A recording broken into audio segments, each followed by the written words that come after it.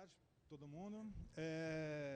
Vou falar rapidamente aqui, é uma palestra curta, né, a respeito de uma solução que o Hospital das Clínicas está usando. A gente ainda não comprou, na verdade, a gente está mais testando do que realmente usando hoje, para fazer um ambiente de disaster recovery. Alô, alô, agora sim. Um ambiente de disaster recovery no Hospital das Clínicas. Então, rapidamente, a gente tem uma agendinha para ser cumprida. Basicamente, eu vou dar uma introdução à ideia, falar como que o HC funciona hoje, alguma solução que a gente teve antes de chegar nessa arquitetura que a gente usa hoje, falar um pouco da arquitetura, pontos positivos e pontos negativos. Se sobrar tempo, né, algumas perguntas. Então, para a gente chegou um certo momento que a gente foi, assim, confrontado com algumas dificuldades e a gente começou a ter algumas perguntas interessantes para serem respondidas, né? Então, a gente colocou algumas delas aqui e basicamente a ideia é o seguinte, né? Eu posso ficar sem sistema? Quanto tempo que eu posso ficar sem sistema? Né? Sendo um hospital, então a gente começou a ser pressionado para responder e para ter algumas respostas nesse sentido. Tem um plano B, se acontecer A, se acontecer B, se acontecer C, quer dizer, quais os cenários que eu teria que estar trabalhando. Então, pensando nisso, a gente começou a se movimentar, né?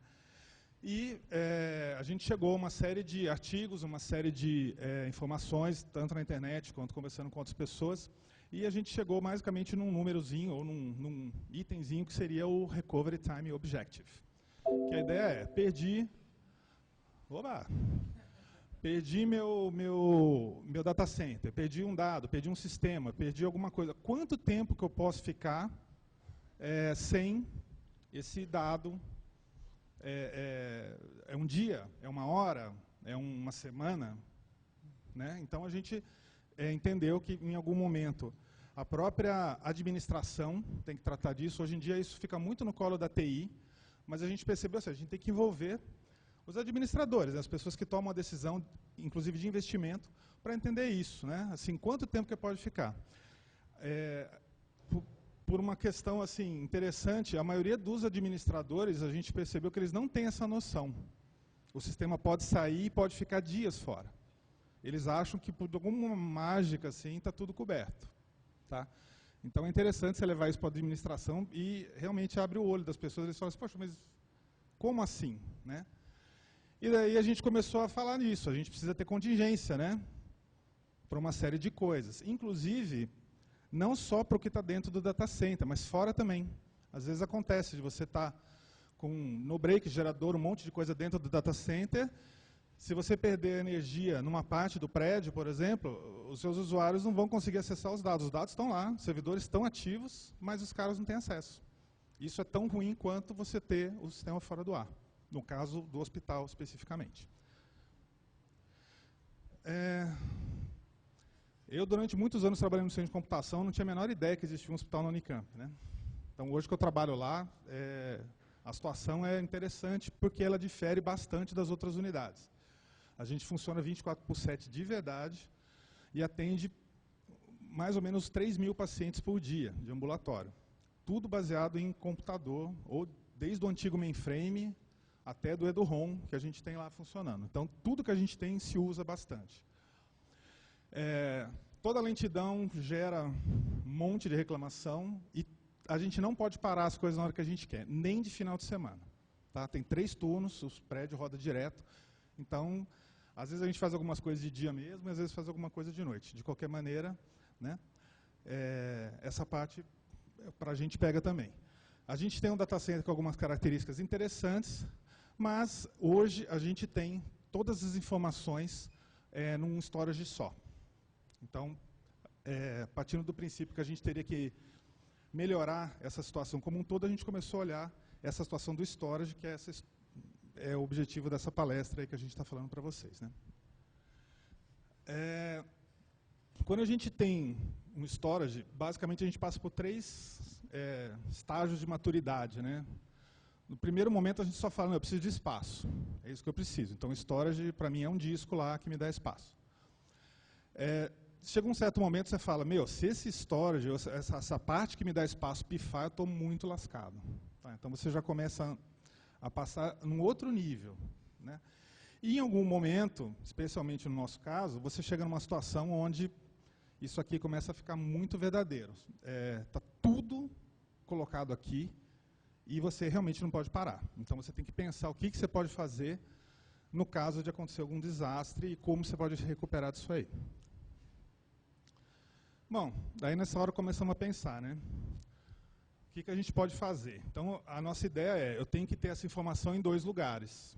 Essa informação que eu não posso perder, eu tenho que ter uma cópia dela em outro lugar. Então, ficamos pensando em uma série de cenários. Eu posso copiar em 2 lugares no mesmo storage. Posso copiar em 2 storages diferentes. Eu posso replicar via Ethernet, copiar, né, de uma máquina para outra máquina. Ficamos pensando assim, o que a gente poderia fazer. Como a gente usa VMware, a gente falou, podemos usar o Replication, que é uma outra tecnologia disponível gratuitamente para quem usa VMware Enterprise. Podemos licenciar o SRM, é uma outra tecnologia, custo separado. Podemos tentar ir para a cloud. A gente pensou em tudo que a gente podia, na época, com custo, sem custo, né? Só que, para a gente, no final, nenhuma das soluções nos pareceu, assim, realmente resolveria o nosso problema. A parte de cloud, hoje, é uma coisa que muita gente fala, muita gente diz, mas a gente tem hoje uma coisa meio clara para a gente, que a gente tem dado de paciente. A legislação, no caso de um hospital, ela passa tanto por algumas leis que têm a ver com o Ministério da Saúde, etc., quanto algumas coisas que têm a ver com o Conselho Federal de Medicina, Conselho Estadual de Medicina. Então, assim, a ideia de que o dado saia do nosso domínio e, de repente, pode estar numa cloud que vai ser comprometida em algum momento, é uma coisa que amedronta muito a gente, né? Então, a gente casou para uma solução dentro de casa, né? Então, qual que seria a nossa ideia? A primeira coisa, a gente tem que evitar que a gente perda dados, melhor, de qualquer maneira. Tem que ser o funcionamento mais transparente possível, não posso perder a performance que eu já tenho hoje, e, de preferência, se eu conseguir ter algumas funcionalidades a mais, é uma coisa que me interessaria também. Então, se eu puder, por exemplo, migrar dados de um lugar para outro, de maneira transparente, se eu pudesse fazer backup, se eu pudesse evitar as paradas que eu tenho que fazer de vez em quando. Porque acontece, né? Às vezes você tem que fazer um update de firmware, tem que parar. Então, se eu pudesse, de alguma maneira, tornar essas paradas menos frequentes, né? Que fossem independentes de tecnologia, e uma coisa que talvez não seja muito comum para a maioria das pessoas, que é o tearing. Que é assim, os storages mais modernos hoje fornecem várias tecnologias de disco. Então você tem discos mais rápidos, mais caros, os SSDs, que são muito rápidos e muito caros, e você tem discos de menor custo, maior capacidade e mais lentos. Então hoje você consegue criar, nos storages mais modernos, espaços de dados onde você fala assim, me dá, sei lá, 10 teras. E o próprio storage divide esses 10 teras entre esses 3 tipos de disco diferentes. Ele analisa qual o tipo de tráfego que está tendo naqueles 10 terabytes, e se ele chega à conclusão, esse dado é pouco acessado, ele pode migrar para uma mídia mais lenta e mais barata. Tá? A gente tem hoje, só num sistema de imagens médicas, mais ou menos 50 terabytes. Então, para a gente é interessante ter um sistema que possa fazer isso de maneira automática. Quer dizer, eu consegui pegar dados do ano passado, ano retrasado, e ele tirando desse disco mais rápido e mais caro. Bom, aí fizemos algumas pesquisas, chegamos nessa arquitetura aqui. Existem outros fabricantes que têm arquiteturas semelhantes, mas essa nos pareceu interessante por vários motivos que a gente vai explicar rapidamente, né? A arquitetura SVC é uma arquitetura da IBM. Basicamente são 2 servidores x86, 2 computadores que você vai instalar num rack. Eles têm um sistema operacional proprietário, claro, e basicamente você vai tirar toda a ligação que você tem dos seus servidores com o storage que você tem hoje e vai colocar esse cara no meio. Então ele vai ser seu intermediário em acesso à storage. Para todos os efeitos, seu aplicativo acha que está falando diretamente com o storage, mas na verdade está falando com um desses servidores aqui. Tá? Então, fora essa parada que você tem que ter porque você já está, né, com um storage trabalhando, você tem que parar para colocar esse cara no meio e depois ligar, você, em teoria, não precisa nunca mais ter essa parada. Então, você torna o seu ambiente de storage abaixo transparente para os clientes, porque eles vão estar sempre falando com esse cara aqui. Eles não vão estar mais falando com o seu storage propriamente dito. Uma característica interessante é que ele não exige licenças específicas ou hardwares específicos dos servidores. Existem algumas empresas que, quando você faz uma ligação de um hardware com um servidor ou com um storage, você precisa ter uma placa de rede específica, você precisa ter um HBA específico. Esse cara não tem essa necessidade. Ele provê o failover automático. Se você tem uma unidade pifada, automaticamente a segunda assume o lugar da primeira. Então, eles funcionam em paralelo, tá? Funcionam em conjuntos. E ele consegue fazer aquela parte que a gente falou que seria um plus, né? Que seria a migração de dados, snapshot de dados, cópia. Eles balanceiam carga entre eles e fazem o tiering também. Tudo bem, gente? Alguma... Não? A arquitetura fica mais ou menos o seguinte. A gente tem as duas unidades, a gente pode colocar uma num site, a outra em outro site. Você tem uma ligação entre elas, usando fibra ótica.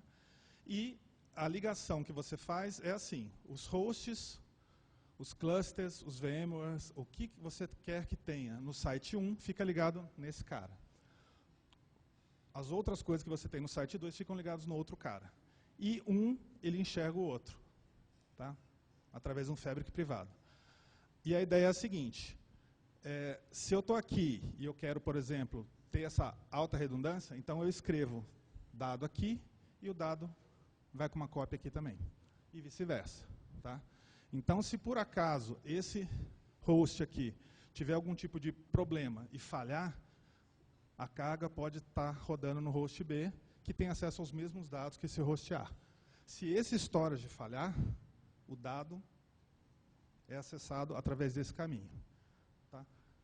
Eventualmente, se você tiver recursos e fibra para isso, se esse serviço falhar, você consegue, através de uma segunda ligação, acessar esse cara e acessar aqui também. Deu para entender, gente? Então, assim, é um cruzamento completo, tá, das fibras e esses caras intermediam, então, a ligação que a gente tem com os storages. Então, foi essa solução que a gente está testando, implantando, né, no HC hoje, para tentar ter essa resiliência especificamente em relação aos storages de dados. Alguém tem alguma pergunta? Tranquilo? No caso específico, um dos plus que a gente tem, como a gente usa VMware, é a capacidade de fazer vMotion. Alguém aqui usa VMware? Muita gente usa. Quase ninguém usa. Pouca gente usa, pelo jeito. É interessante, assim, uma capacidade que ele tem é de você transferir carga ativa de um data center para outro. Então, a VM funcionando, tá, você consegue transferir essa carga, né, digamos assim, esse funcionamento de um cluster para outro cluster com a máquina funcionando, a máquina ativa. Tem umas características de rede aqui que tem que ser acertadas, mas é possível fazer isso com essa arquitetura. Então, para a gente, assim, era o que a gente estava procurando realmente. É pequeno de ver, mas assim, é mais para mostrar, esse é um slide que vem da IBM mesmo, que mostra o que você consegue fazer em termos de tecnologia. Quer dizer, não é só VMware. Tá? Então, aqui você consegue ligar nesse equipamento uma série de soluções e sistemas operacionais de um monte de fabricantes, né, até 1024 hosts, em qualquer storage. Hoje em dia, de praticamente todos os fabricantes. Então, aquela história que eu falei, você está ligado no aparelho, não no storage mais. Então, a ideia é, se hoje eu estou usando um produto da Hitachi, e amanhã eu vou fazer uma licitação e ganha, por exemplo, a NetApp, eu consigo ligar esse cara aqui, transferir as informações do meu antigo Hitachi para o meu novo NetApp, sem perda, sem parada. Tá? O cliente não percebe, porque o cliente continua ligado no SVC.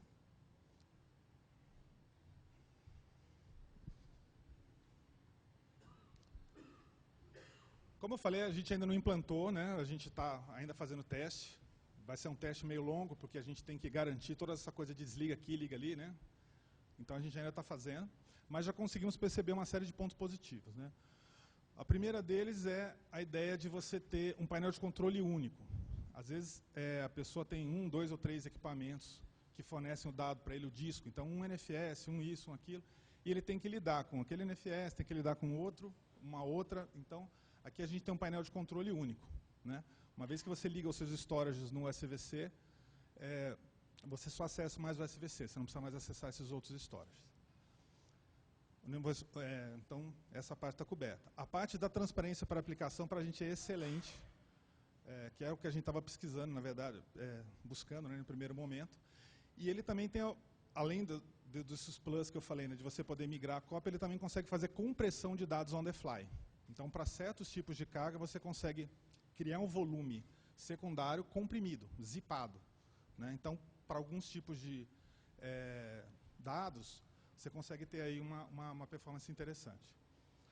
Ele tem uma boa performance, ele não tem custo de multipath, tá? Tem alguns fabricantes que exigem, quando você liga no storage, você paga por servidor que você está ligando, ele não tem esse problema.